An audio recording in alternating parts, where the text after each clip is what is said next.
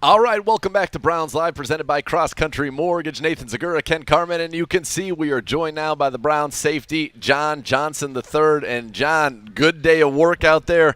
That final period, Browns touchdown, a little red carpet walking for Hollywood, and then Greg Newsome with the interception. So you guys had to feel pretty good about it the way that thing ended. Yeah, we got good days of work. On defense, it's 2 minutes. You want to get off the field and close the game out. So that's what we wanted to do. And, yeah, Hollywood, man, who would have thought? Like, went up there. It seemed like it was a prayer. We went up over 5 guys, caught the ball. So we had fun, and we worked hard. I think we got better today. So that's all you want. How have you liked picking up this defense with Joe Woods so far this year? Oh, it's been cool, and it's a lot of carryover from my first 3 years. I was with Wade Phillips out in L.A. There's a lot of similarities to what they ran in Denver, and then a couple other stuff from a couple stops that Joe has been at. But it's fun, it's cool. It's kind of like flashbacks to my first 3 years of the NFL, so I'm enjoying it. John, you gave me probably my favorite quote I've ever heard from a player in my 9 years with this organization, and that was when you signed. And I said, there were reports out there that you got offered more money elsewhere. And you said, why would I chase a few dollars and turn down the opportunity of a lifetime to play for the Cleveland Browns? And Joe Thomas, I told him that, the future Hall of Famer, brought a tear to his eye.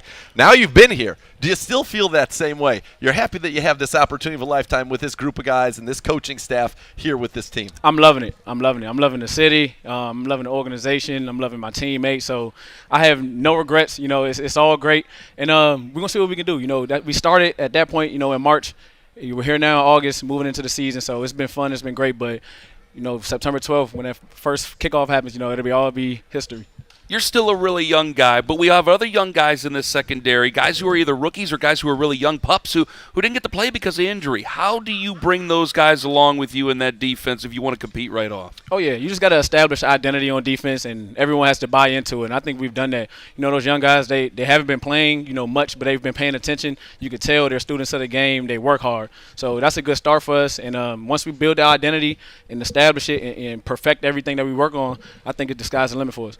The one thing that stood out when I've talked to both Grant and Richard LeCount about you is that he knows what's happening before it happens. And that's how do you kind of get that, and how do you kind of teach these young guys, look, it's not just what you can do physically, but it's how you prepare and what you do mentally that allows you to be able to diagnose, see those things so you can make the plays that we all want to make. Right. I think it's just reps, experience. You see a formation, you see a motion and an adjustment. I know what offenses want to do. So I think it comes with reps, experience, playing in games. And, a guy like me, I've made a career off of, being smart, beating the guy to a spot because, there's a lot of fast guys in this league. You got to keep up with them. So being a step ahead has always been my biggest attribute.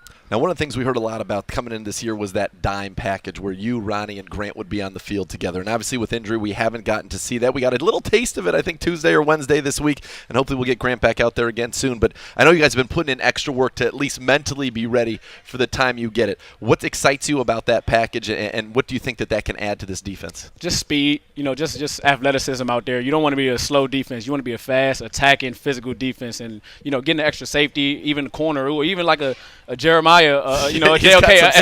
extra athletic guy on the field like that, it's awesome. And the stuff you could do in coverage, the stuff you could do in blitz patterns, it's awesome. So, like you said, we've been in our playbook. We've been dialing some things up, but the day we go out there and finally get it, it'll be something amazing to see. So, aren't you hot in the long sleeves? It actually keeps me cool. It does? Yeah, it does. I sweat a lot though, but it keeps me cool. This has got to be the most humid training camp I've ever been a part of myself. I look at you, and go, gosh, she's in long sleeves. We've been talking a lot about schemes and with this defense as well. Again, you haven't been around too terribly long whatsoever. But there's been so much change with defenses in the NFL. Nathan brings it up. Joe Woods wanted to run dime over 400 times last year. Wasn't able to do so because of injuries and personnel. How much is this change, and how difficult is it mentally to be able to stay with today's defenses? Oh, I mean, like you said, today's defenses, it comes from today's offenses. Guys got track guys, world-class speed out there. So getting an extra guy that can run, that can tackle, that can do everything, maybe a linebacker can, is almost like mandatory nowadays. So, hopefully we can get the guys out there. I think we have enough, even if, something happens with any one of the big three. I feel like, we got enough depth to get that dime package out there and get speed out there. When you think about the safety position, and we've talked about the receivers, you got to know all three positions. Well, you may be playing single high. You may be playing splits. You may be go down in the slot and cover the nickel. You may be blitzing. You may be playing in the box. There's a lot to playing safety, and it's become a position of great importance, obviously.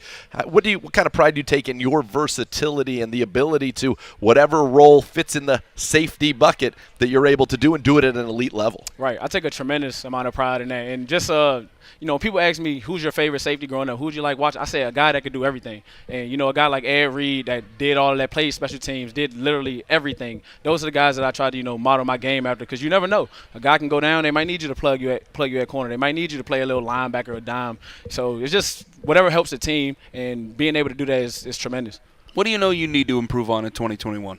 I think just being more disciplined with my eyes. A lot of times it's not the physical things. It's something so simple that you can get hit on in this league. The margin for error is so small. So I say just being disciplined with your eyes. See a little to see a lot. And I think I do a good job at that. But, those few plays that you mess up on is the smallest things that you miss. So I just got to lock in a little more. That's something I actually talked with JOK earlier today, and you said, see a little, see a lot. He said sometimes when you see too much, you don't see enough. Right, exactly. And that's an interesting thing. So eyes, clearly it's something that's going in those defensive meeting rooms. Get your eyes right. Get your eyes right. Can't have dirty eyes out there on defense. Can't. How fun was it today to see this offense of ours that you've gone against, and you have a lot of respect for the marriage of the run and pass and the way that they make those boots look just like the run action, to see that go against somebody else and see some of the success they've had with that? I'm like, thank the Lord. When you got guys running down the field wide open, we got one today, maybe two. So I couldn't see what they were doing over there. But in that team period where we came together, it was a motion, it was a shift, and next thing you know, Dave Njoku was running down the field wide open. So it's awesome to see, and hopefully we can transfer that to Sundays. We'll be just fine. Are there makings of this defense from what you saw when you were when you were in LA? I believe so. Yeah. And it's literally, like I said, discipline. It's the pass rush and covering. If you got all three of those things, you'll win. We're going to get guys to check the ball down. We got to get 11 guys to tackle, and we got the guys that do it here, and I think we have the discipline and the want-to do it. So it's a lot of carryover from LA. This, of course, is our post-practice interview brought to you by Global Transport with John Johnson, the third Brown safety. Now, I got to tell you, it seems like you have come in here being, what you were down calling the plays with the Rams, a leader on that defense. You really seem to have stepped into that role here, and it's something that's natural. And I saw you had a fan club going by, AWOC. They wanted your autograph and all of that things. But do you feel like you've really kind of settled into this locker room? And what's that like, making that transition where you know everything in L.A.? They all know that you're the guy coming into a new team and kind of finding that role and being that leader. Yeah, I think it's just something like you got to earn your stripes. You can't come in day one and expect guys to follow you. You got to set an example. You never want to ask of guys things that you wouldn't do yourself. So you got to actually go out there and show them that you can do it and that you will do it. You have the want to do it. And it's been good. These last couple of weeks in training camp, I've been feeling the transition. Guys actually buying in. Off the field. Sure. We're linking up, hanging out, and stuff like that. So it's been great. And the more chemistry we can get, the most connected teams usually play in February. So we just want to keep building on that and go from there.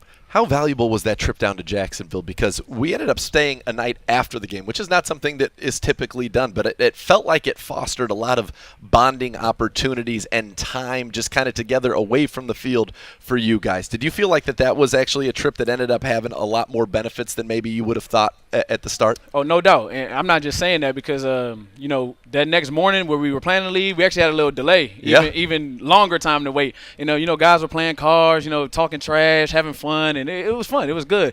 And, things like that actually help build the team, being able to adjust on the fly, just hanging out with the guys and having fun. So I think that trip was amazing, and I'm looking forward to – got to get past this game first, but I'm looking forward to the trip to Atlanta as well. What were some of the challenges that the Giants gave you today?